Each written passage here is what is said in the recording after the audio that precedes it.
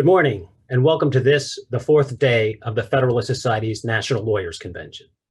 I'm Dean Reuter, Vice President, General Counsel, and Director of Practice Groups at the Federalist Society. I'm very pleased to welcome you back today to the showcase day of the convention, if you will. The theme of this, our first ever all-virtual convention, is the rule of law and the current crisis. Today is the day under our new week-long virtual convention rubric that we host our showcase panels, showcase addresses, and showcase discussions. We're going to end our day much later today, this evening, with an address by Supreme Court Justice Alito beginning at 8 p.m. Eastern Time. Before that, at 6 p.m., retired Judge Janice Rogers Brown will share her thoughts in her address, not to be missed. Along the way, we'll have showcase panel discussions that examine law, social justice, wokeness, and the protests, and the presidency and the rule of law. First, though, to get us started today, I'm pleased to welcome the discussion leader of our first event this morning. Jennifer Braceras is the director of the Independent Women's Law Center at the Independent Women's Forum. She's also a frequent columnist in virtually every print and online outlet you can think of, and a former commissioner on the U.S. Civil Rights Commission. Jennifer Braceras, the floor is yours. Thank you, Dean. Thank you so much. I want to welcome everyone to this panel and tell you how thrilled I am to be here today with two of our nation's leading public intellectuals. They probably don't need much of an introduction. Professor Cornel West of Harvard is a professor of practice of public philosophy. He's also had a long and distinguished career at Princeton University and has taught at a number of other major universities across the country. Professor Robert George is the McCormick Professor of Jurisprudence at Princeton, where he is also the director of the James Madison Program. For more than 15 years, these two gentlemen, who agree on probably very little politically, have taught and lectured together, providing a model of public discourse, dialogue, and friendship across the ideological divide. Together, Professors West and George have stood up for truth-seeking, democracy, and freedom of thought and expression, and denounced campus illiberalism, or what my kids today call cancel culture.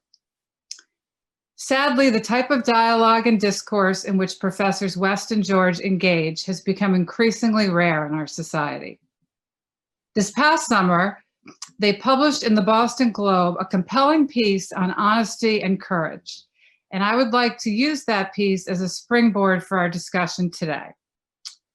Professors, you start the piece by saying, and I'm going to quote here, "We need honesty and courage to honor the contributions of great men and women who have come before us.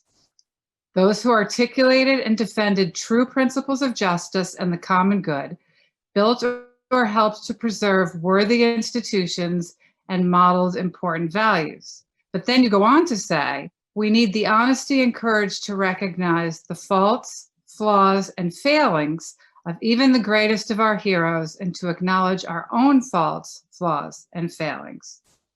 Professor George, if I may start with you, would you please elaborate on these sentiments and maybe tell us, well, why don't you start by telling us the genesis of the Boston Globe piece, and then if you could specifically address that passage and tell us what the two of you were thinking when you wrote it.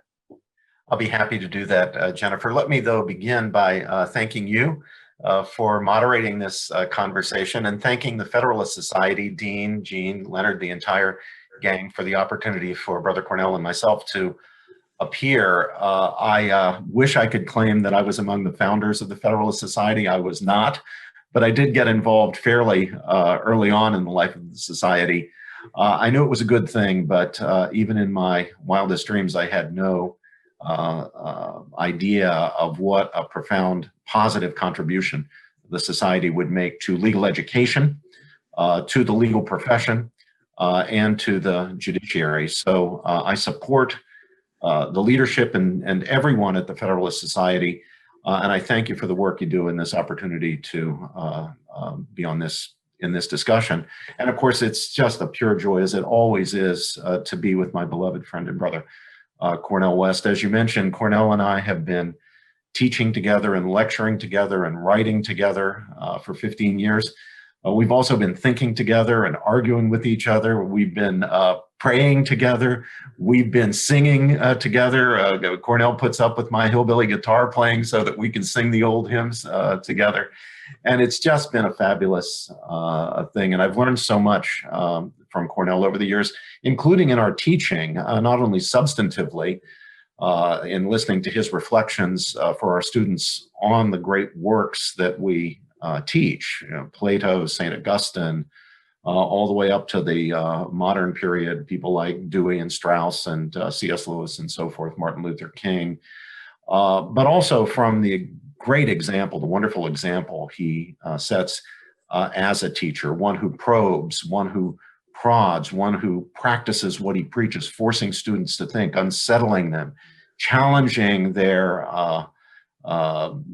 dogmas and convictions, no matter whether the student has come in on the left or on the right or somewhere else on the spectrum.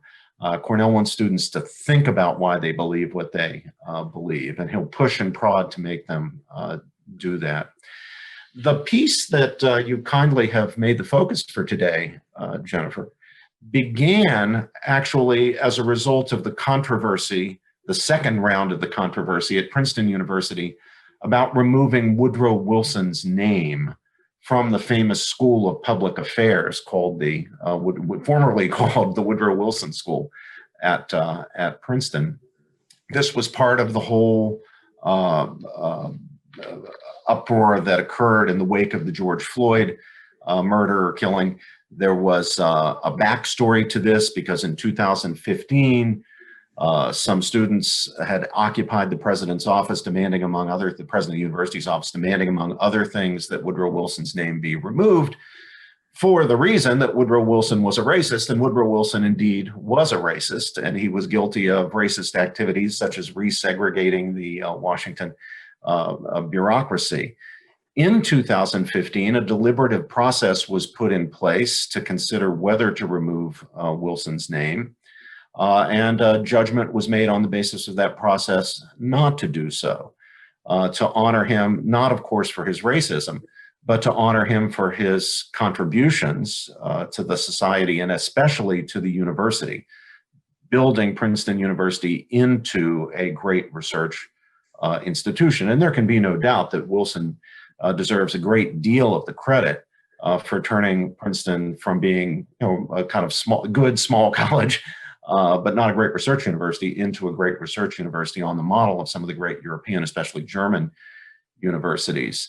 But when we got the second round of controversy over Wilson at a time when statues were being pulled down by mobs around the country, when there was pressure to rename institutions across the country, when there was a kind of spirit of iconoclasm, which still, of course, has not gone away abroad, Cornel phoned me, called me up.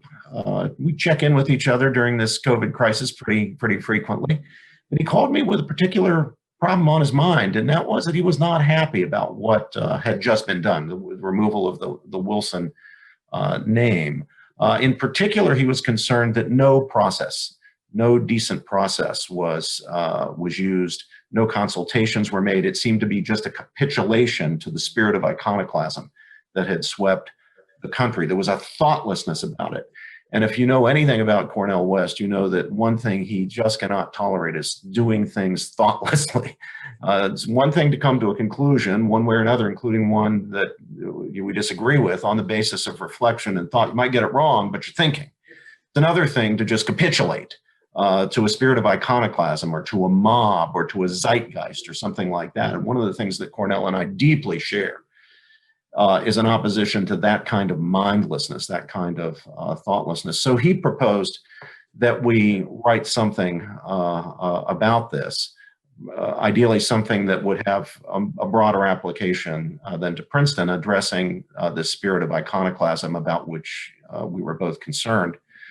But of course, things take on a life of their own. And so we began reflecting on what the deep problems are in the country of which the uprisings and in some cases burnings and lootings in cities and so forth, murders, we began reflecting on what's that all about? What do we really need? What does this say about the condition of our culture? And we drew the conclusion that among the central things that we need is more courage and more honesty in dealing with a vast range of issues, not just the iconoclasm, not just the questions of naming buildings or tearing down monuments. But in the passages that you read, Jennifer, what you see is the genesis of the project. The first thing we addressed, we went on to address a number of things, and I suspect you'll ask us about them, but the first one was this question of tearing down statues and renaming buildings and so forth. So I'll just conclude because I've spent too much time with this introduction, but to give you an example or a couple of examples, it is one thing to take note of the fact that this nation has a terrible legacy of slavery and other crimes against the Native American Indian tribes and so forth. And that should be done. The second half of what you just quoted is about that. We need to own up to the flaws and faults of our history, not thinking we're better than the people. We as individuals are superior morally to the people who committed those offenses, knowing that we ourselves are offenders. And we are probably committing offenses today that a better sensibility may someday condemn if we do get a better sensibility. But nevertheless, not whitewash our history or pretend that bad things didn't happen or that good people didn't do bad things. But let's also not pretend that there were not good people, that we don't have heroes, that there aren't people who deserve to be honored, whether it's George Washington. Yes, he was a slaveholder, but he was the indispensable man in creating this democratic republic, this profound experiment in ordered liberty and self-government, all the way up through Martin Luther King. We now know that Martin Luther King did some bad things. He had a very bad attitude toward women. He was not only a philanderer, but also someone who was abusive toward women, manipulative toward women. David Garrow, who's certainly someone very sympathetic to King and to everything that King stands for, nevertheless reports that he believes the evidence points to the fact that King in his own hotel room once laughed as a woman was being sexually assaulted on a bed in the bedroom. Does that mean we cancel King any more than we cancel George Washington or Abraham Lincoln or Frederick Douglass or any of the other heroes that have stood for things that are right and true, whatever their sins and errors personally were, or whatever beliefs they had that certainly do not square with ours at this time? And Cornel and I wanted to answer with a resounding no. We honor heroes, we recognize heroes, we give our children and grandchildren a heritage, heroes to look up to. We remember the great things that they did, standing for great principles, building great institutions like the Constitution. And at the same time, we acknowledge they were flawed and human, and that the institutions they built are flawed and human. And we try to use their example as an inspiration to do better, in part by correcting what needs to be corrected from their legacy. So that sounds like a very sensible and classically liberal position, which I think even 10 or 15 years ago might not have gotten much pushback at all. But it actually, at least where I live in Massachusetts, I think would be regarded as a radical right position now. What do you think about that, Professor West? And have you gotten pushback from the left on exactly the point that Professor George has just made? Well, let me just first say thank you so much, Sister Jennifer, for being the already marvelous moderator that you are. And I just want to say just very briefly that it's a blessing to be part of this conversation with the Federalist Society. It's not every day I get a chance to engage my deeply conservative right-wing brothers and sisters, and it's always a delight. And anytime I'm in dialogue with Brother Robbie, he's my very, very dear, not just friend, but brother. We have a love that's in no way reducible. to politics. We have a deep brotherhood that's not reducible to agreement on public issues. Our families come together, ourselves and souls come together, even as we wrestle with our disagreements. I mean, for me, part of the problem these days, though, is that we live in a moment of such deep spiritual decay and moral decrepitude that we even have to look for an ideological label to attach it to something that's just decent. For me, it's a matter of trying to just hold on to integrity, honesty, decency. And all of those can reside in different political camps. They can all reside in different ideological camps or schools of thought, as they were. And therefore, all we were trying to say is, let's go back to the Socratic legacy of Athens. Let's go back to the prophetic legacy of Jerusalem. Let's ensure that we have robust, uninhibited conversations, that people enter public space without humiliation, with a sense of humility, so they can learn to listen as well as present their views, and then try to be empathetic. And I mean, coming out of my own prophetic legacy of Jerusalem, that genius of Hebrew scripture, spread the hesed, spread that loving kindness and that steadfast love to the orphan and widow and fatherless and motherless. Hence, you end up with a defense of liberty on the one hand, but also a defense of egalitarian sensibilities when it comes to ensuring that people have access to food and housing and jobs with a living wage and so forth. And there's, of course, where the ideological battle comes in. I do want to salute my dear brother Eugene Meyer. We had a good time in dialogue with him last time we were here, and then his father, of course, towering figure, that great credo that he wrote in 1962, talking about liberty. And you say, yes, liberty is indispensable, must be defended no matter what, but there's more than one road to serfdom. It's not just a concentration of power in the public sphere with the state being authoritarian, but it could be monopolies in the private sphere that render people dependent, render people unable to gain access to the kind of security they need. And so what Brother Robbie and I were simply saying is that we have to have dialogues across the board. If you're going to read Edmund Burke, then let's read Hazlitt. If you're going to read Frank Strauss Meyer, then let's read Jeff Stout's Democracy and Tradition. We need to have a variety of different perspectives to get at these issues of liberty, get at these issues of equality, get at these issues of fraternity, sisterhoods, and brotherhoods. But most importantly for me, it's a matter of keeping track of the spiritual and the moral dimension. And it's there where the greed, the hatred, the contempt. And the reason why I called Brother Robbie on the phone was that I said, Brother Robbie, it looks like we've seen the triumph once again of Thrasymachus over Socrates. And Thrasymachus says what? Power, power, power. Might makes right. That somehow you can do anything you want and get away with it with impunity.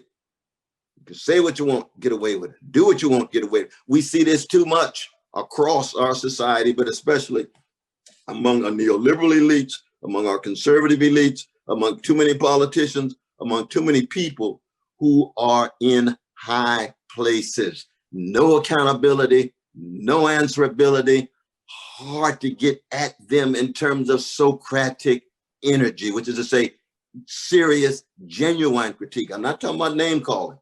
I'm not talking about finger pointing. We got a whole lot of that. I'm talking about genuine intellectual engagement, genuine rational deliberation about people's actions and their consequences.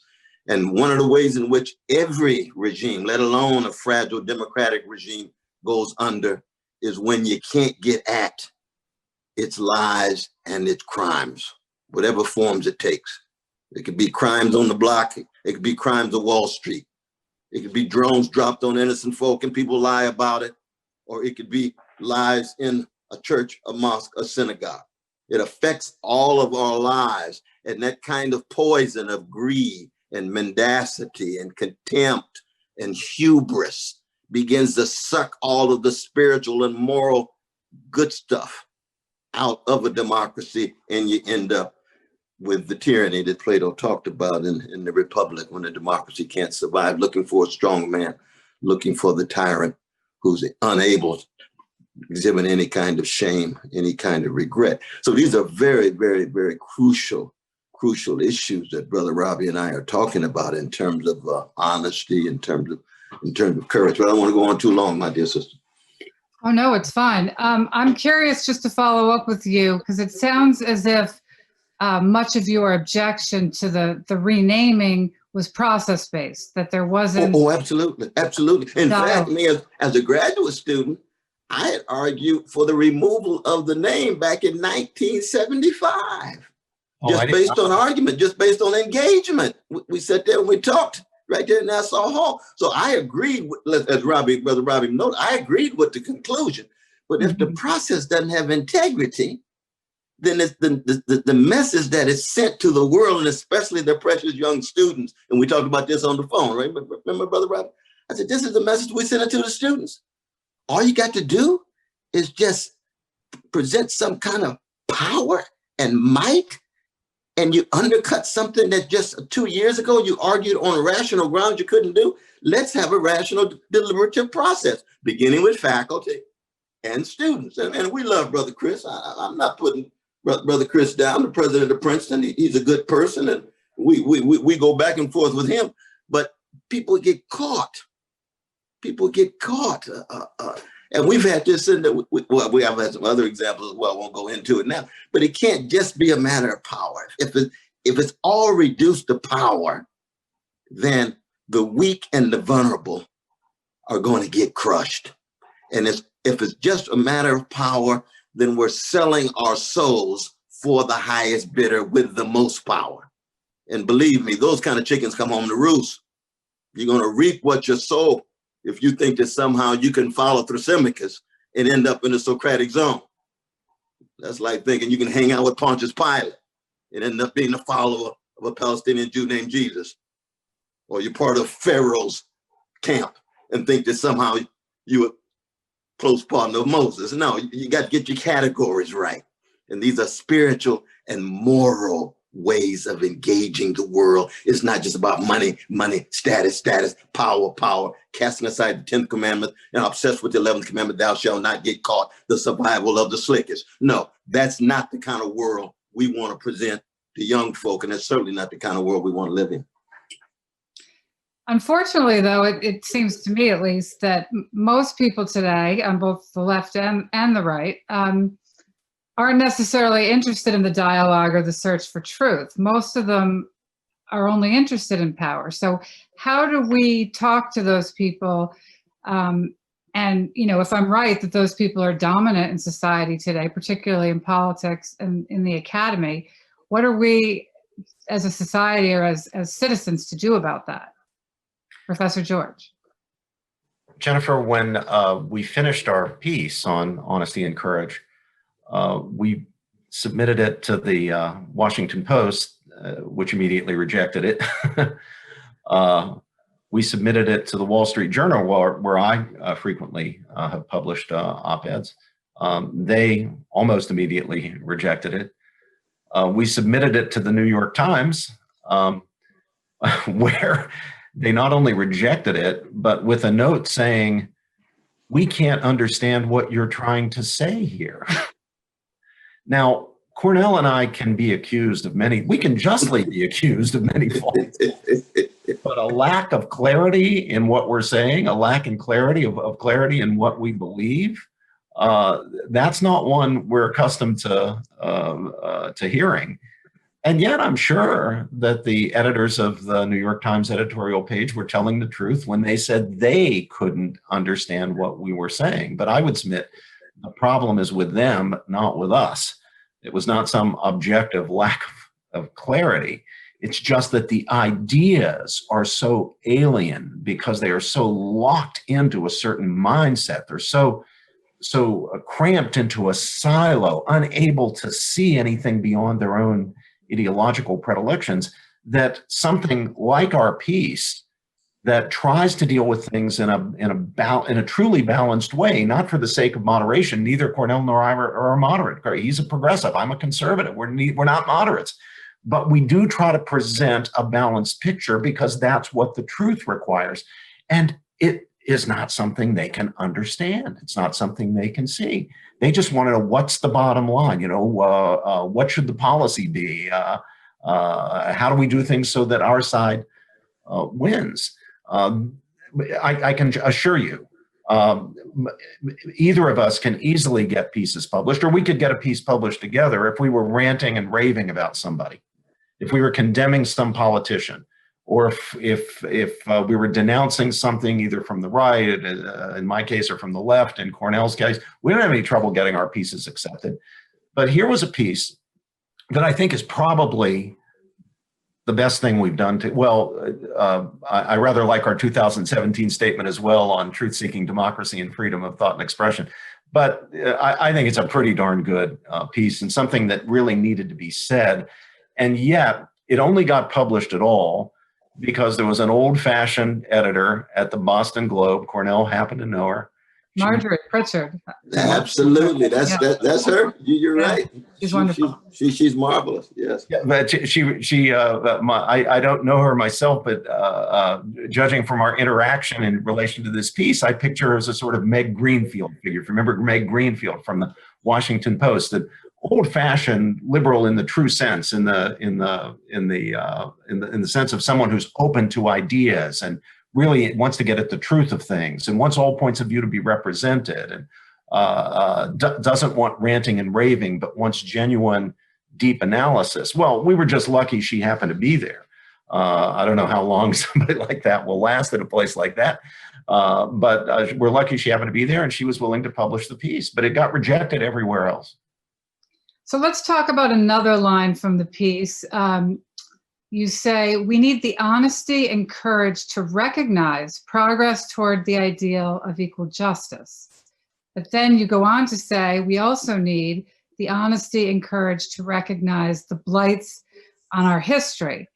And that's somewhat related to the first point about how we examine heroes in our country, but it's a little broader, and I think very relevant to the discussions we were having this past summer in light of the Black Lives Matter movement, which it seems to not want to recognize progress where it's been made and only talk about the sins of this country. And this seems to be a repudiation of that. Is it? Yeah, it depends on which voices in the movement. I mean, the Black Lives Matter movement is a particular moment in the longer tradition of the Black freedom struggle. Any moment in the Black freedom struggle, you're going to have a variety of different views and viewpoints and so on. I think a number of my precious Black brothers and sisters in the Black Lives Matter movement would want to begin with Malcolm X and say, well, you don't stab folk in the back 9 inches, pull it out 6 inches and celebrate the progress. Mm-hmm. Now, I think all of us should resonate with that because the suffering is still very real. And too many injustices are still being made. But because justice is bigger than all of us, just like truth is bigger than all of us, you still have to recognize the degree to which certain breakthroughs have been made. Certain kind of progress has been made. So it's just a view that says we acknowledge the breakthroughs and the progress, primarily because Black folk, white folk, red folk, indigenous people, right across the board, they have sacrificed. Those who have been willing to exemplify in their own lives a certain concern about people being dominated, in this case, Black folk. And you don't ever want to deny the effects of that kind of struggle. So you do have to acknowledge the progress that's been made, but you don't want anybody to use that progress as a way of downplaying the suffering that's still in place or the forms of domination that are still operating. But in any movement, you're going to have a variety of different things said. You're going to have contestation and so forth and so on. But I think what Brother Robbie and I are calling for more than anything else is how do we exemplify the best of our human ability, which means we have to have a humility, an intellectual humility, just like Socrates. But we also have a moral tenacity. It's like Jesus going into the temple in Jerusalem and running out the money changers. You don't see that picture of Jesus on too many churches, but that was the cause of his crucifixion. He both had a certain kind of tenacity in terms of a righteous indignation of the least of these being mistreated, but he also recognized his Peter himself is not gonna come through in terms of acknowledging him being the close friend when Peter denies Jesus 3 times. So that the humility means we're all fallen, we're all finite, we're all fallible. And that's the connection to John Stuart Mill. That's the connection to freedom of expression. That's the connection to freedom of opinion. All of us are fallible and must learn how to listen. We ought to be jazz-like. You can't be a jazz woman or a blues man unless you find your voice, not just an echo. And lift every voice is the anthem of Black people. It's not lift every echo. You can't be an extension of an echo chamber. No, you're just concerned about power. You just want to adjust. You just want to accommodate. And so often we end up with elites in both parties, well adjusted to injustice, and well adapted to indifference when it comes to the most vulnerable one. They could be trans, gay, lesbian, they could be white working class, they can be the elderly of any color, they can be indigenous people, they could be Black folk in the hood, whatever it is. Could be Jews in Russia, could be Palestinians in the West Bank, it could be Kashmirians under occupation. All forms of human suffering need to be targeted if we're taken seriously the great revolution in the species, which was the prophetic legacy of Jerusalem. To be human is to do justly, love mercy, pursue justice, and walk humbly with thy God. If you're atheistic, walk humbly, which force is bigger than you, but whatever form, hold off to self-righteousness, hold off to self-satisfaction. I mean, the basic idea here is simple. You tell the truth, tell the whole truth, with good parts and bad parts, and tell nothing but the truth. It's just the jurors, it's just the witness's oath. It's the witness, tell the truth, the whole truth, and nothing but the truth. And the whole truth will be complicated because human beings are complicated. Absolutely. And human beings are capable of great achievements, of genuine greatness, but also of terrible evils. And all of us fail. No, we're not all Hitler, but all of us fall short. This is captured in the very first book of the Bible, right at the beginning, very first chapter of the very first book of the Bible in Genesis, where we're taught that man is made from the dust of the earth. Now that's pretty humbling. We're dust of the earth, right? So we shouldn't get too caught up in praising ourselves. But on the other hand, this mere dust of the earth, this basically worthless stuff, nothing, is made in the very image and likeness of God, of the most profound value and importance, capable of the greatest achievements and things. So that's really what we're after here. Tell the story in all its complexity. The trouble is, people want to tell the part of the story that is helpful to their ideological agenda. This is the temptation human beings have. They want to emphasize that part of the story and leave the rest out. And very often, of course, even in telling that part of the story, they spin it and manipulate it for the maximum effect toward achieving their goal. And it's very hard. It takes a lot of self-discipline to avoid doing that, because we all fall into the temptation to do that. When we have an objective, we might consider it a profoundly just cause. It may be a profoundly just cause. We're tempted, because of our belief in the cause, to shade and to trim and to dissemble and to prevaricate, and too often even to lie in order to achieve that cause. We think that we're tempted to think in any event that the end justifies the means, but it doesn't. The only way forward, the only way that makes any sense, the only way that will not in the end bring about our own destruction is truth, honesty, and courage. And having the courage to be honest, to tell the truth, the whole truth, and nothing but the truth. Now, of course, the truth is not always obvious. Some truths are pretty clear, and we need to have the courage to face up to them. Others are complex. I mean, look at the complex problem of vulnerable people today, whether it's minorities in inner cities and rundown areas, whether it is people in white working class communities, whether it's what Charles Murray was looking at when he was talking about Belmont and Fishtown. you're seeing some terrible social situations, social pathologies, delinquency, drug abuse, domestic violence, crime, incarceration, vicious cycle. Now, how do we address that? That's a very complicated question.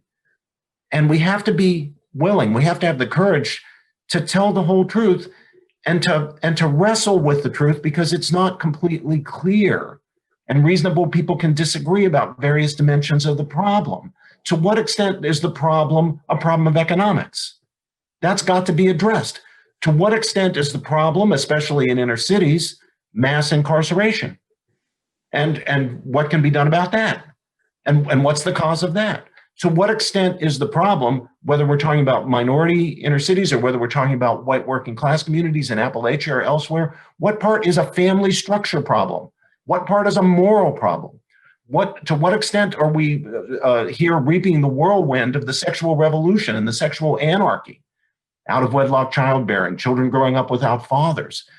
We have to be able to confront all of those questions and all of their complexity, and not to imagine that there's one single thing that we can focus on to the exclusion of everything else and understand the problem correctly that way. And we certainly shouldn't trim or hide or dissemble in order to shift the emphasis from a part of the problem that we don't want to fess up to, and depict it as something else that's more convenient for us ideologically.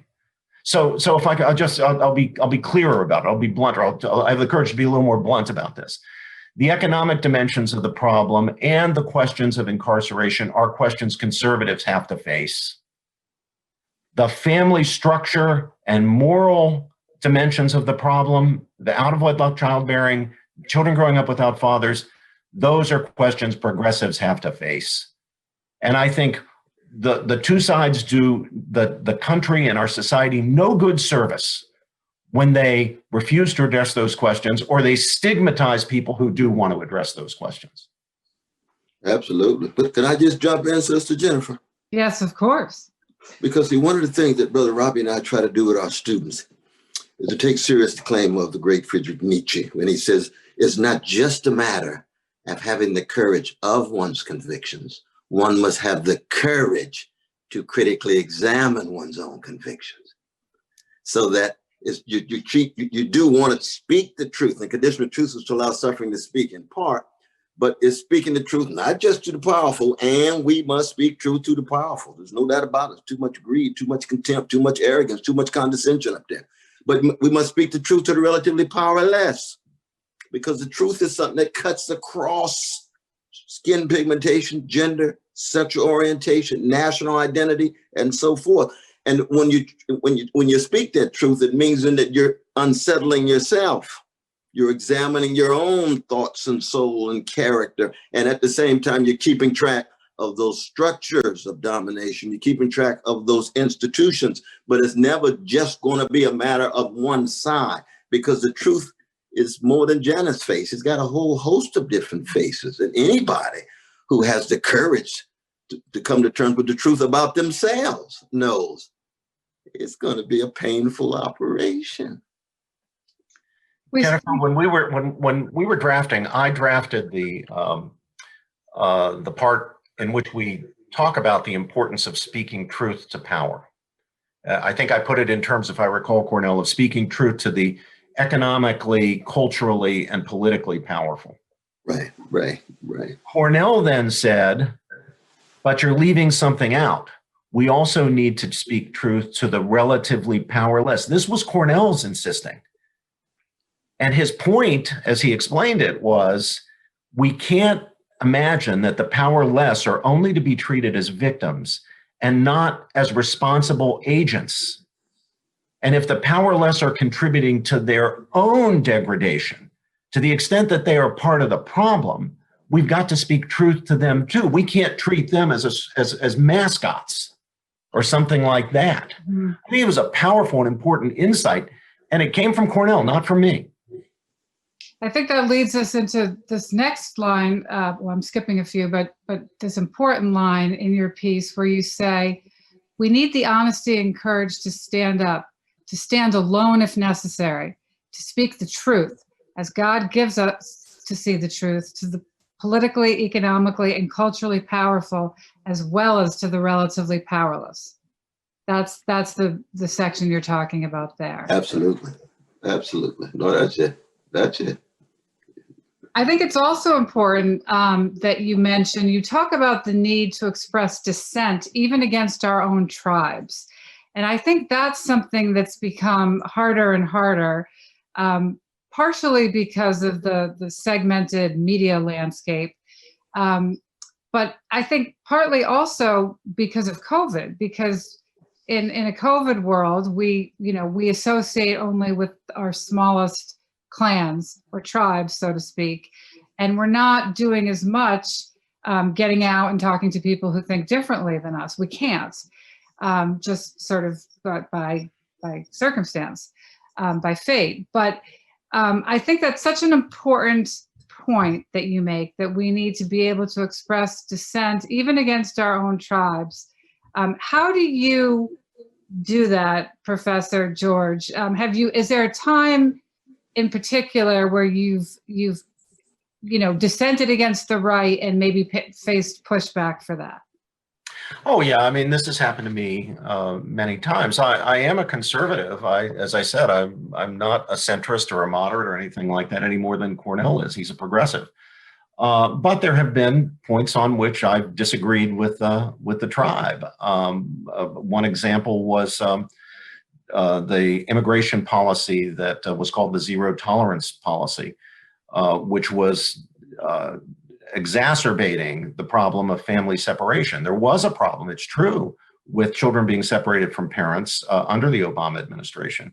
But what wasn't true, and what was proposed as true by many in my tribe, was that nothing had changed or gotten worse under the new policy, under the Trump policy. But in fact, it had. And fortunately, that policy was then reversed, but it needed to be reversed. And before it was reversed, there was this circling of the wagons around the policy because it was our tribe's policy. But it was a bad policy. It was an unjust policy. It was a misguided policy. And so I criticized it. And Cornel's done the same thing on his side. But let me use this opportunity, Jennifer, to talk about a particular kind of pressure that people today feel when it comes to the tribal allegiance issue. People are made to feel they're under pressure to demonize people on the other side. That demonization has itself become a kind of loyalty test. So on the progressive side, unless you're demonizing the deplorables, the Trumpians, the people who cast 70 million votes for Trump, well, you're not a loyal team player. And it works in the other direction as well. Unless you're demonizing the elites, you're not a loyal team player. But that's a very bad thing. And people, especially people who are in the public square and are in a position to influence by their example as well as by their teaching how people behave, need to stand up against that. We need to recognize that these are our fellow citizens. We may disagree with them. We may profoundly disagree with them. We may profoundly disagree with them about profoundly important issues.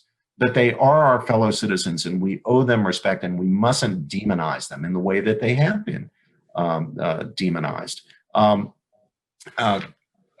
People on the progressive side are sometimes fearful that if they even have a friendship with somebody who is a supporter of Trump, that will cause them to be excommunicated from the tribe. Cornel, again, is an example of someone who stood up against that. Our local dry cleaning fellow, shop owner, is a devout and an enthusiastic Trumpian, and he's a good friend of Cornel West. And the two of them go at each other and they argue about those things. But he's not afraid. Cornel's not afraid to embrace this man as a friend, even though he profoundly disagrees with him. And in doing that, I think Cornel sets a wonderful example. But he does it at a cost, because a lot of people think, well, oh, okay, well, if you're willing to reach out that way to somebody who we regard as evil, then you're not really a loyal member of the group. I want to pursue that a little bit more.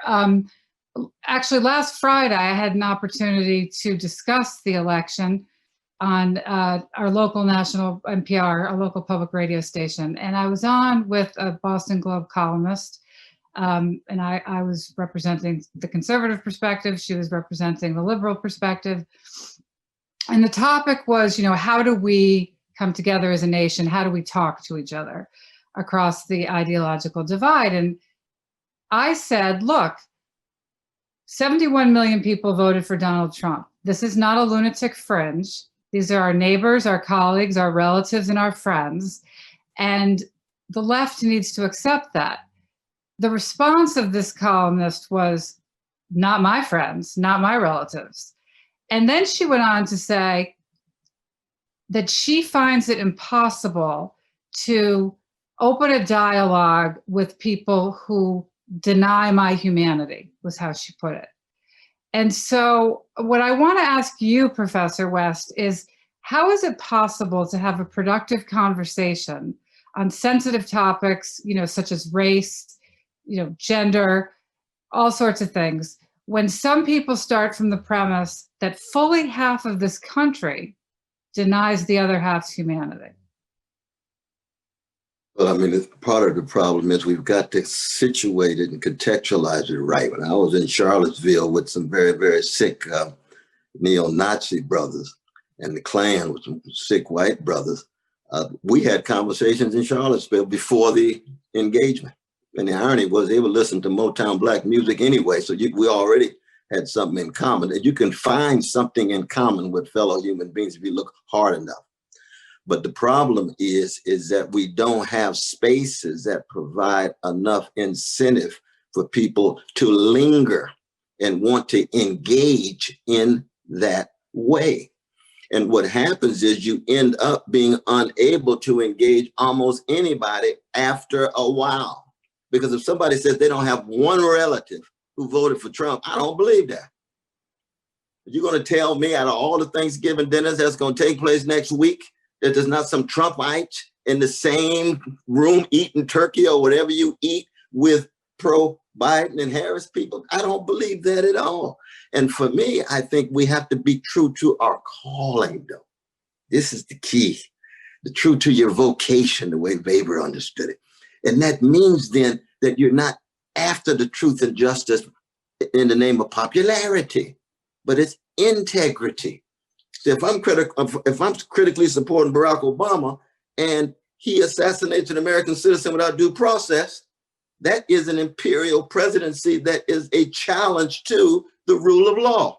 That is as much a challenge to rule of law as Wall Street crimes, insider trading, or as much as somebody on the street engaged in various kinds of mistreatment of persons and violating the law. We have to have what Jane Austen called constancy across the board.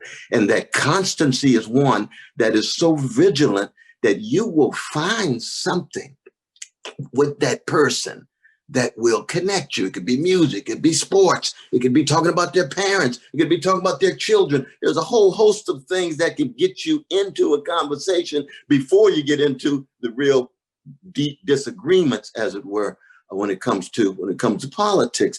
And Brother Robbie is right. See, Robbie has his critique of Brother Donald Trump. And I call him a brother because I believe every human being made in the image of God is a brother or a sister. Or if they're non-binary, I love them anyway. But that's what it is, to try to be a Christian. But I also know that I was a gangster before I met Jesus, and now I'm a redeemed sinner with gangster proclivity. So when I call somebody a gangster, I'm talking about the gangster in me. I'm talking about the evil proclivities in me. I'm talking about the civil war taking place on the battlefield of my own soul every day. And that's true for Brother Trump too. He just makes different kind of choices. He has no shame. He has no regret. He's not winning that battle in the way in which I would like him to win, but he can change. He can go another way. That's what it is to have a certain attitude toward everybody being on the human continuum, no matter what their politics or no matter what their ideology is. Now, that doesn't mean he's not my foe. Of course, he's my foe. I got people trying to kill me. They are my foes. They make it very clear. But they're still my brothers and sisters who are just twisted and sick and can't see clearly and can't feel deep enough and therefore act cowardly. But we all have capacities like that as human beings. And if we don't have that kind of conception of what it is to be human, then I think we begin to again undercut any of the spiritual and moral preconditions of creating a democratic regime. And we end up not just polarized, but gangsterized. And when you get a wholesale gangsterized society, you got the Racemicus and the Grand Inquisitor ruling things, and those holding on for something greater than just power getting done in. Cornel, I think Jennifer's point, though, is that, if I've understood you, Jennifer, don't let me put words in your mouth, is that 71 million of our fellow citizens are not twisted neo-Nazis. I mean, not at all. Some of those folk voted for Obama. Some of them voted for my dear brother Bernie Sanders. Yeah. So that people are complicated folk. He's got a slice who is xenophobic, no doubt about that. But I mean, let's be honest. I mean, Biden's got a slice of some folk that I'm not crazy about either. And as you know, I'm no big fan of Biden or Sister Harris in terms of their connection to Wall Street and Pentagon militarism and not enough concerned about rights and liberties too often, especially around the world. But the important thing is that you can't in any way view a community in a monolithic, homogeneous way. It's the same complexity that Brother Robert, you were talking about before, within a human soul, let alone within a larger group. Absolutely. And for me, the common denominator, and I think this partly accounts for the success of the Federalist Society since 1982, because, you know, I've been battling you all on a lot of issues. We won't go into that right now. But there is such a contempt for the smugness and the hypocrisy and the self-righteousness of neoliberal elites, not just in Washington, but the Times, the Post, Harvard, Yale, Berkeley, Chicago. And why is that? Because too many of them are smug, arrogant, living in their own silos, looking down on other brothers and sisters, calling them deplorables. What gives anybody a right to call somebody deplorable? If I'm not calling the neo-Nazis deplorables, you think Sister Hillary's got a right to call conservatives deplorables? No, that's part of the narrowness. That's part of the myopia, that's part of the groupthink. And that's the worst thing in the shaping of a soul. We're not even talking about politics, just shaping of a soul in that regard. And so, I'm sorry, go on. No, I think what some people would say, even when talking with an individual with whom they disagree, is they would say, well, you know, look, maybe you don't think Donald Trump's, you know, maybe you're not a racist. Maybe you're personally not a racist. But if you voted for Trump, that means racism isn't a deal breaker for you. That's been sort of the catchphrase that I've heard a lot of people on the left use. And that, I think, puts people off, because how could it be that, you know, racism isn't a deal breaker for 71 million people? And that just isn't true. I mean, that's it, but it's a serious claim, though, because I mean, I think it's not just a matter of being a racist. I think he's got deep neo-fascist sensibilities in terms of his gangster orientation. And so you say to yourself, if you're voting for somebody who could call into question the very conditions for the possibility of American democracy, the conversation must go on, but it's going to be an intense one, because many of us love this American democracy. We don't want to see the conditions for the possibility of it called into question. And they would say, no, that's not what I'm voting for. Then let's argue and see, what are your reasons? Right. You see what I mean? Let's see what the evidence says. Let's see what kind of course, but sometimes those statements, racism obviously isn't a deal breaker to you, are intended to shut down conversations rather than to open up conversations. Right, that's right. That's right. That's exactly right. That's right. Jennifer, you quoted that line from your colleague on the phone the other day in that intense conversation you were having, where she said, I'm not friends with people who deny my humanity. Well, what she was trying to do there was shut down the conversation. Right. Accusing other people of denying your humanity when they disagree with you about deep moral questions is the secular progressive equivalent of the Bible says.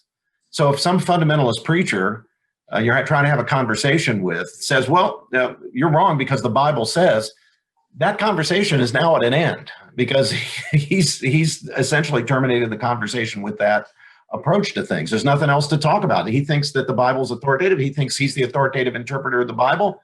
The Bible says, conversation over. The same thing with your denying our humanity. We have to realize that we live in circumstances of deep pluralism, religious pluralism, moral pluralism that cuts across religious divides, so that conservatives, Catholics, Protestants, and Jews have a lot more in common with each other on moral questions than they have with their co-religionists, just as progressive or liberal Protestants, Catholics, and Jews have more in common on moral questions with each other than with their conservative co-religionists. Now, we have to recognize that having differences of opinion on those matters doesn't mean that people on the other side are monsters. We have to believe in principle, if they're profoundly important moral questions, that they're deeply misguided.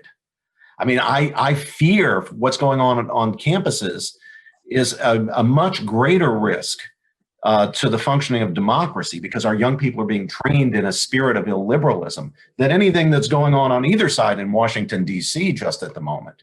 If people are being taught or internalizing the idea that we can get rid of freedom of speech, we can get rid of freedom of thought, that we need to fall in line with an ideology in the name of some new quasi-religion, call it whatever you want to call it, anti-racism, call it wokeness, call it whatever you want.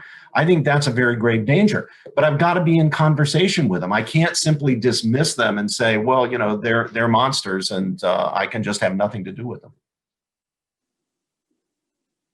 Okay, I see that there are some people who have been very patiently waiting to try to ask questions to you two. So I see that James Gilmour is in line to ask a question. James, could you unmute your microphone and feel free to ask your question. Okay, this is Jim Gilmour. I am the ambassador to the OSCE in Vienna, Austria, and I'm acquainted with Robbie George. I have not yet met Cornel West, but I'm looking forward to that day. But I want to follow up on some of the comments were made by Cornel West, and actually by both of you, all three of you really.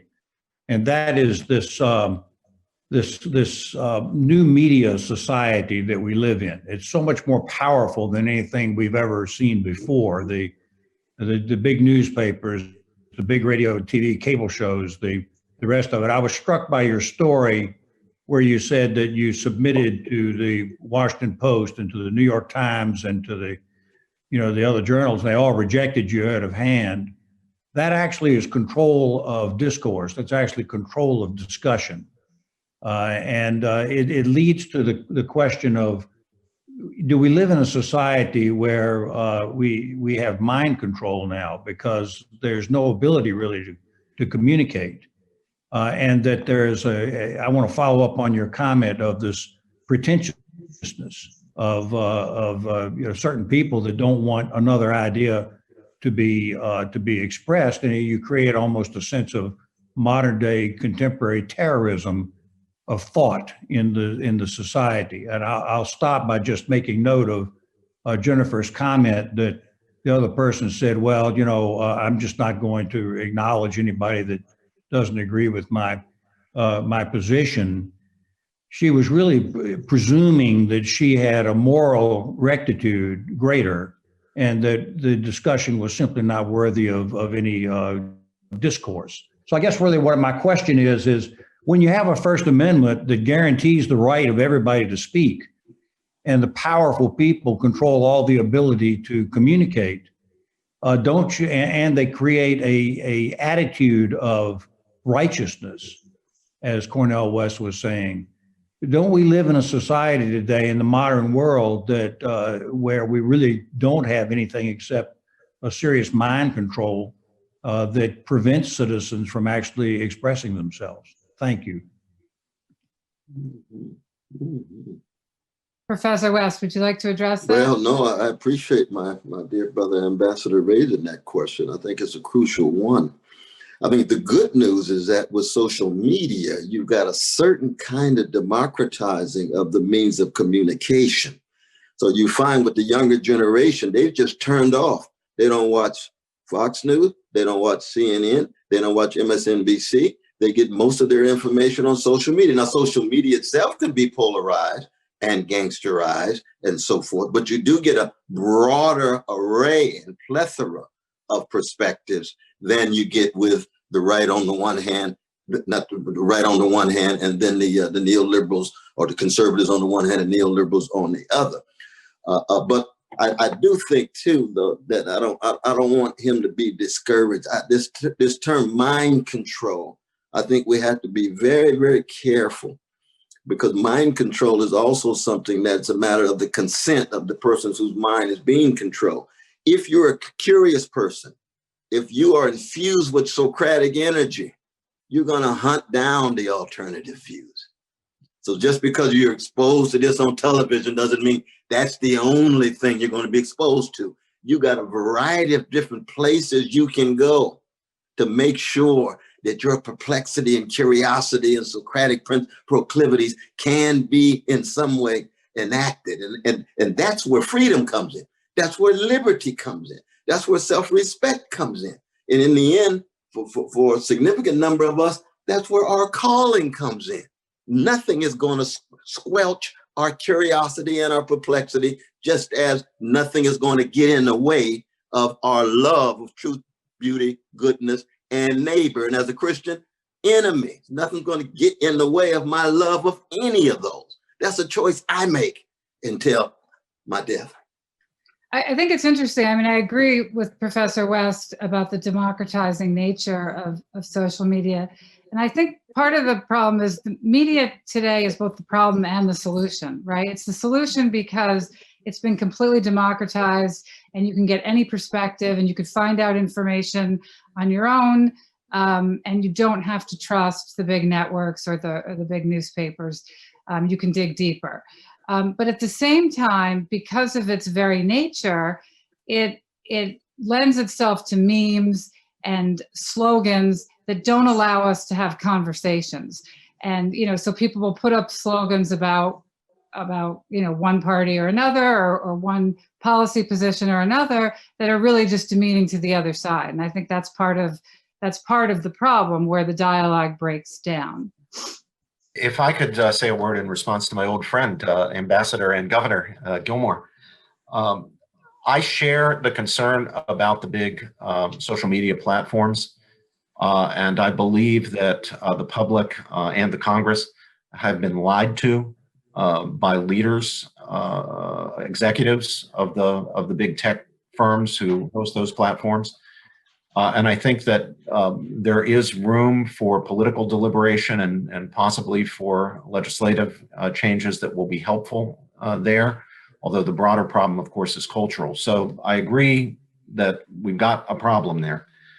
But I don't think it's the deepest problem as far as the minds, especially of our young people, are concerned. I want to put the focus on two other things.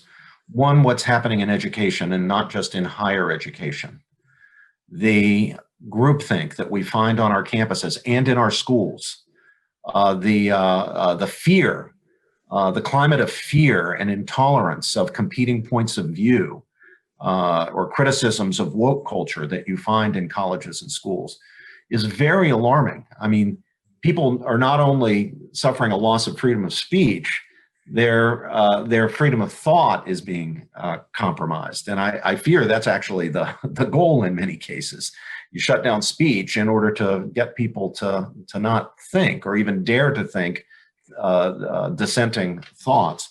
So I think something needs to be done, not so much by way of legislation as by way of examples, the sorts of things Cornel and I try to do, but we need many, many more academics doing it, speaking out as we did in 2017 in the Statement on Truth-Seeking Democracy and Freedom of Thought and Expression, against the groupthink, against the fear and intolerance, in favor of freedom of thought and freedom of speech. So we need the exemplification of that by people who are in a position of influence. And then secondly, I think we've got a big problem, Ambassador, when it comes to silos.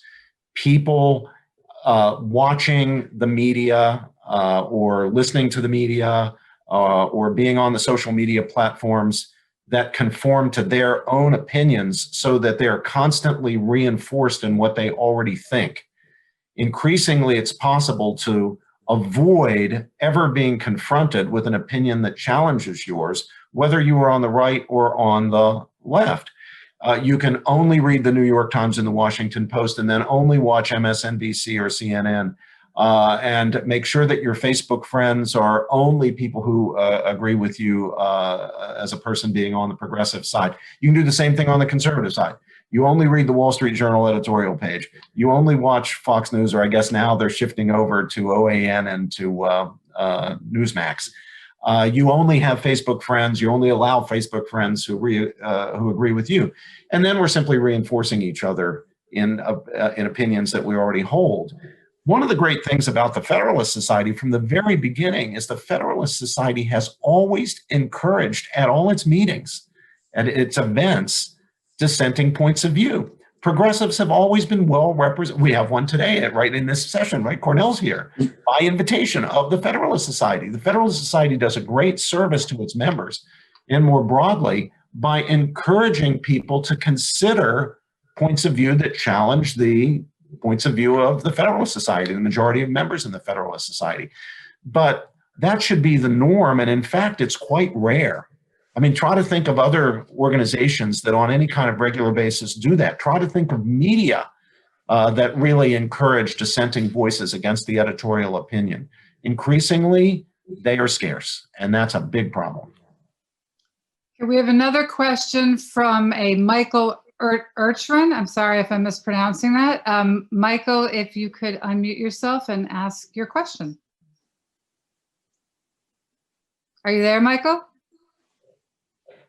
It seems maybe he's dropped off. Okay, how about Jean Meyer?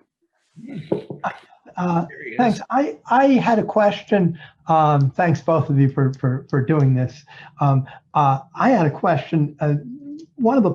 There've recently particularly been attacks, for example, on some of the people who've supported Trump, or even some of the law firms that have supported Trump, and saying, well, gee, we need to go after their advertisers. We need to stop these firms from doing this. And, this is not a unique, this is one specific example.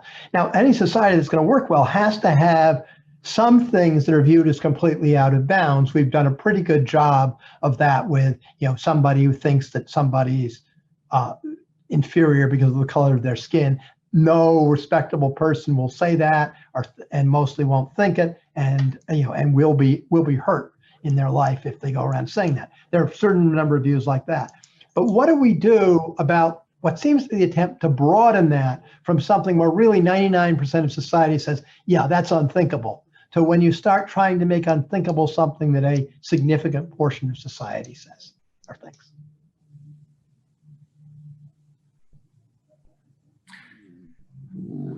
Well, it's a challenge to get people really to understand, people on both sides to really understand that even on the most profound questions, the most important questions, reasonable people of goodwill can and do disagree. And therefore, people should not be canceled. All the techniques that are used to cancel people, getting them fired from their jobs, getting advertisers not to advertise on their networks, the use of pressure. This is what Cornel was referring to when he invoked Thrasymachus from Plato's dialogue, the Republic. The effort to use sheer power, not persuasion, but sheer power to make sure that a certain opinion isn't expressed at all. That's a huge problem. We have to resist it. People have to be able to get it through their heads that even their most cherished, deepest held, even their identity forming beliefs, the beliefs that they regard as essential to their own humanity, are legitimately on the table for criticism. Mine are, Cornel's are, Jennifer's are, Jean's, yours are, everyone's are.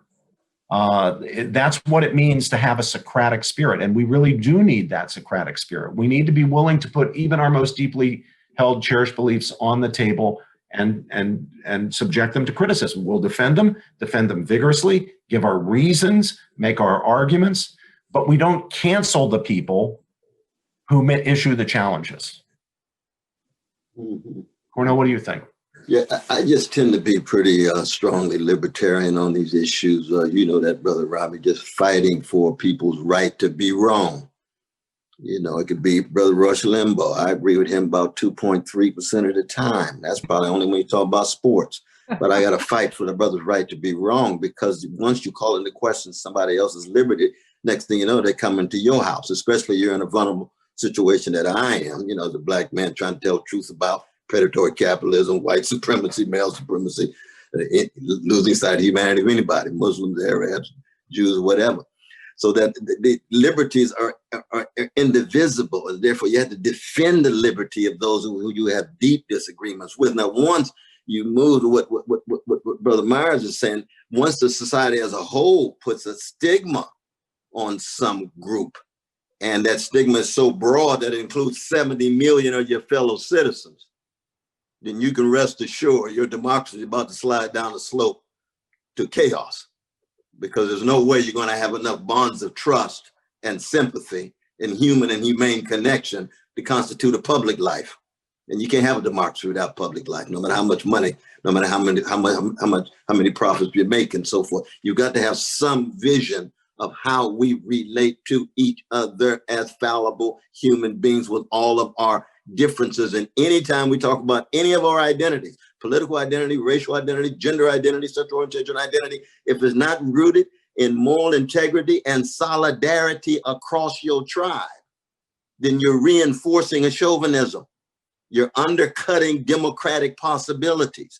And that's a moral and a spiritual challenge to each and every one of us in that regard. So that the firms, people can know what the firms do X or Y and so forth. They can have certain accountability in terms of, we want to know their reasons, we want to know their arguments and so forth.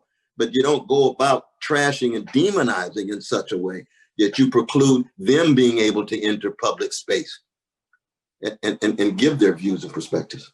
But let me use an example here, invoke an example from history, modern history, not something centuries ago, something less than a century ago. And this is the eugenics movement. My Princeton colleague, Thomas Leonard, has written a very powerful book, a historical study of the progressive movement and eugenics.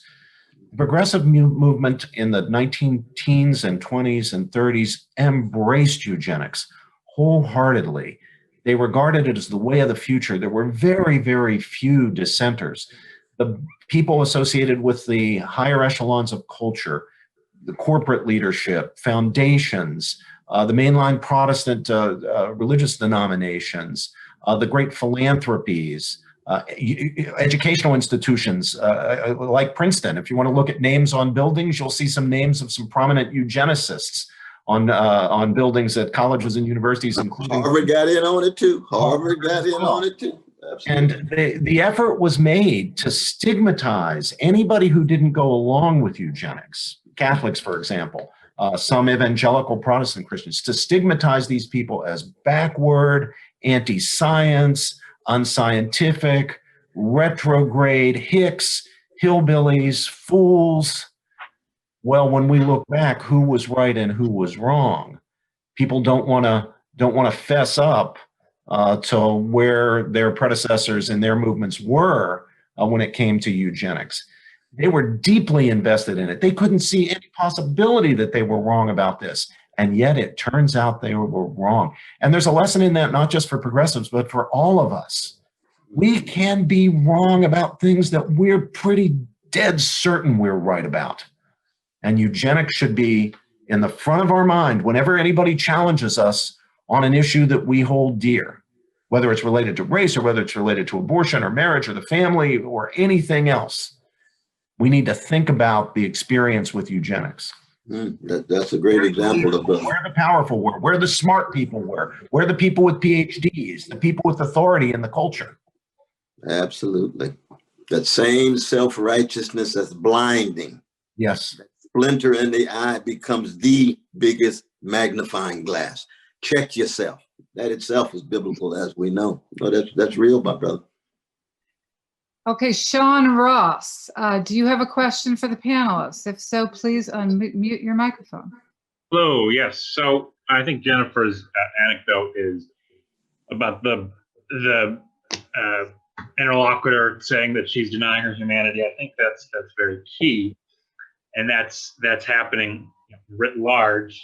Joe Biden said to 80 million Americans, that President Trump was a racist. So that happened during the second debate. But there's a root, there's something deeper there. There's an underlying dynamic. I think Professor George frames it well when he talks about the missing thoroughgoing commitment to truth and to speaking carefully what is true. But here's my concern. So if we all agree to speak what is true, I think we're all mostly going to still disagree because we all think that we're speaking what is true already. So what about this as? And I saw the last time we did this, and what I picked up on was that you both, Professor West and Professor George, both seem to be not big fans of deconstructionism, which I think is critical. Going down to the next level, the next route, why do we disagree on what is true? Isn't it because we disagree on how to think? That isn't the enemy deconstructionism? Isn't the problem that we don't that people reject? A lot of people nowadays reject semantic meaning and predicate logic. And to Professor West's idea, I think of Jesus Christ overturning the tables in the temple a lot in these times. Mm. Do we need to identify so we want to all be nice and diplomatic, but don't we also need to identify very carefully that it is the deconstructionists who need to be extirpated? So Professor West, what do you think? No, it's a wonderful question. I mean, part of it hangs on what one means by deconstruction. Derrida has his version, Deleuze has their version. I mean, if for me, anything that forecloses the exercise of empathy, to try to get in the shoes and walk a mile in the shoes of the person that you're talking to, you're trying to get inside of their world. Why are they saying what they're saying? What kind of hurts, insecurities, fears, anxieties lead them to have the lens through which they look at the world? And I want them to have that with me. I want them to try to get inside of my world and why I'm looking at the world this way. So if deconstruction, I won't say trumps, we can't use that word no more. If deconstruction forecloses empathy, then you're not going to have a basis of any genuine communication and argument and encounter and interaction. So that I agree with my brother if he means by deconstruction this sophomoric relativism that has no interest in getting inside of the skin of somebody else, and therefore one goes one's own way in a self-righteous mode. That is a culprit. Absolutely. That is to be called into question. And the only reason why Jesus did what he did in part, we don't know fully, it's always a mystery, was because these poor folk their humanity had been rendered invisible. And he said, you turned my house, the house of prayer, into a den of what? Thieves. The greed is taken over, and he talked about liberty. And he knew liberty for the wolves is death for the lambs. He's looking for love. He's looking for compassion, looking for empathy, use of imagination, and then saying, oh, now I know why we disagree. We haven't reached an agreement, but at least I understand why we disagree. That's a step forward to me. Let me offer a perspective on this as well. The Socratic attitude that Cornel and I both believe needs to suffuse not only the education system, but our practice of Republican democracy is undermined when people come no longer to believe that there is any truth. If there's no possibility of truth, we've eliminated a condition of truth seeking. We've eliminated a condition of the Socratic spirit. So certainly those who are deniers of the very possibility of truth are our adversaries. And yet we don't want to shut them down. They too are entitled to liberty of thought and expression. We need to engage them. We need to win the argument about the possibility of truth to establish the foundations and the conditions for the Socratic spirit that we're interested in. So there's a point on which we agree. The other point I would make is To agree that there is a truth, of course, is not to agree on what the truth is, except on the question of whether there is a truth.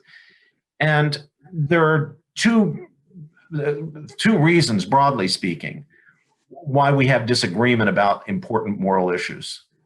Why reasonable people of goodwill have disagreement about profound moral issues. One is that some such issues are intrinsically difficult. There is no automatic, easy SAT question answer. You check the right box to the question. These are questions that have been argued about by the greatest minds going all the way back to Athens and Jerusalem, and will be argued about in the future. The second category is the more interesting one. This is the category where the truth is not necessarily intrinsically all that difficult to know, but in the cultural circumstances that people find themselves in concretely, the truth is obscured in various ways. Institutions are built, understandings are in place that obscure for ordinary people or most people the truth, and only the visionaries can see past the obscurities, past what's obscuring the truth. This, I think, accounts for why virtuous people could have embraced, George Washington, for example, could have embraced something as evil as slavery, even as a necessary evil, even hoping that it would be on the road to extinction. How could a virtuous person like Washington own slaves? It's not that slave owning, that the evil of slave owning is intrinsically difficult to see, although if you look at history, you find slave owning in most cultures. It's that the social conditions, economic, political, cultural, and so forth, obscured what should be true. Now, once those factors that obscure the truth are out of the way, then it's all of a sudden easy to see. Why today is it so easy for people to see that slavery is wrong? Is it because people became intrinsically more virtuous in the past 150 or 200 years? Is it because we're morally superior? You plant us back in 1830, we'd be no different from the people back then, because we're not more virtuous, we're not more intelligent, we're not better than they are. We would be subject to the same conditions, and it would be just a few visionaries who were able to, who would be seeing past them. So we have to be critical of the conditions. We have to figure out what might be blocking us from seeing and embracing truths that shouldn't be all that difficult to understand, but which we are being blocked from seeing. And that requires a self-critical spirit. So if you've got a position on an issue, you should be thinking, now, why do some reasonable people of goodwill disagree? Is it possible that they're right about this? Is it possible that because of my cultural circumstances or political tribe or the conditions in which I live and think, or the way I've been brought up to think, I'm not seeing something? You need to engage. And this is again with the issue of seeing. You know, when Shelley says poets are the unacknowledged legislators of the world, he's not talking about versifiers. He's talking about those human beings who have empathy and teach us to see more deeply and more broadly, so we broaden our imagination, right? So how come women can't go to Harvard until just a few decades ago? They didn't empathize with our sisters of all colors, get inside of their skin and recognize not just the suffering, they're not just victims. They got all this genius, they got all this talent. Unleash it. How could they have children working in workplaces at 7 years old just to make profits? No, they didn't get inside of the children. Thank God for Charles Dickens. Almost every novel, let me get inside of this child. And you're gonna all of a sudden have an empathy you didn't have before. You see what I mean? That's what Shelley has in mind. That's precisely the role of each and every one of us. And that, Brother Robbie and I do it in our own humble, fallible way, but we have a good time doing it. We have joy in doing it. We have a smile on our face, even as we disagree. Why? Because we know all of us need to see more broadly, feel more deeply, act more courageously before the worms get our bodies. That's part of what it is to be a human being at the highest level. Thank you. Oh, go ahead. sorry, I hate to end this discussion because I could listen to the two of you talk for hours, and I have so many more questions I want to ask, but I think we're at the end of our time here. I would like to commend to the audience that they look up your brief piece in the Boston Globe on honesty and courage. If you just Google Boston Globe honesty and courage, it should come right up. And encourage everybody to think deeply about what Professors George and West have asked us to do.